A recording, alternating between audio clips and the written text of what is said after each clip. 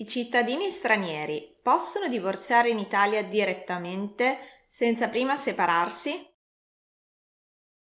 In alcuni paesi non esiste la separazione coniugale e dunque, in caso di crisi familiare, i coniugi possono divorziare direttamente. È così ad esempio in Cina.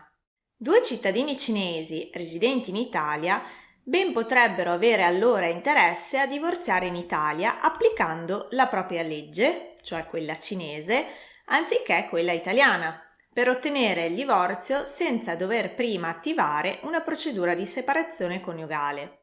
Ciò è possibile grazie a un regolamento europeo che consente, tra l'altro, in presenza di alcuni presupposti, l'applicazione di una legge straniera, anche extra UE, in materia matrimoniale.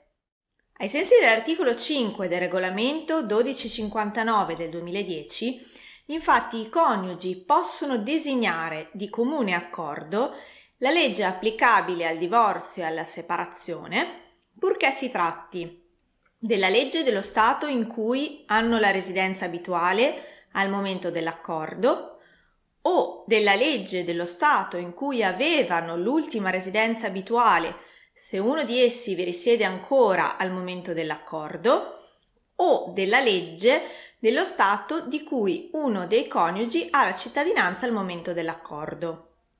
Dunque, ad esempio, due coniugi cinesi residenti in Italia possono raggiungere un accordo per applicare la legge cinese e divorziare direttamente, senza dover prima procedere con la separazione coniugale. Fermo restando che la legge italiana continuerà ad applicarsi con riferimento ad alcuni aspetti non regolati dalla legge cinese o regolati in contrasto con norme fondamentali dell'ordinamento italiano, come ad esempio quelle relative all'affidamento condiviso dei figli minori. Più ardua invece è l'ipotesi di applicazione di una legge straniera in mancanza di un accordo tra le parti.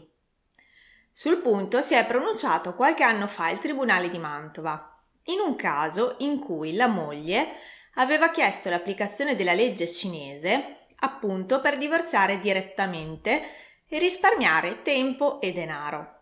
Ma il marito era rimasto contumace, cioè non si era costituito in giudizio e dunque nessun accordo poteva ritenersi raggiunto tra le parti in merito all'applicazione della legge cinese. In assenza di un accordo, l'articolo 8 del regolamento 1259 del 2010 prevede alcuni criteri per stabilire quale legge si applichi alla separazione e al divorzio, con preferenza di fatto per la legge della residenza abituale dei coniugi. Se non è possibile individuare un luogo di residenza abituale, la legge applicabile sarà quella di cui entrambi i coniugi sono cittadini nel momento in cui è adita l'autorità giurisdizionale. In ultima battuta, se i coniugi hanno diverse cittadinanze, si applicherà la legge del paese in cui è adita l'autorità giurisdizionale, cosiddetta lex fori, ossia la legge italiana se il procedimento di separazione o divorzio viene promosso in Italia. Iscrivetevi al nostro canale, abbiamo un'intera sezione dedicata al diritto di famiglia. Per maggiori informazioni visitate il nostro sito e seguiteci sui social media.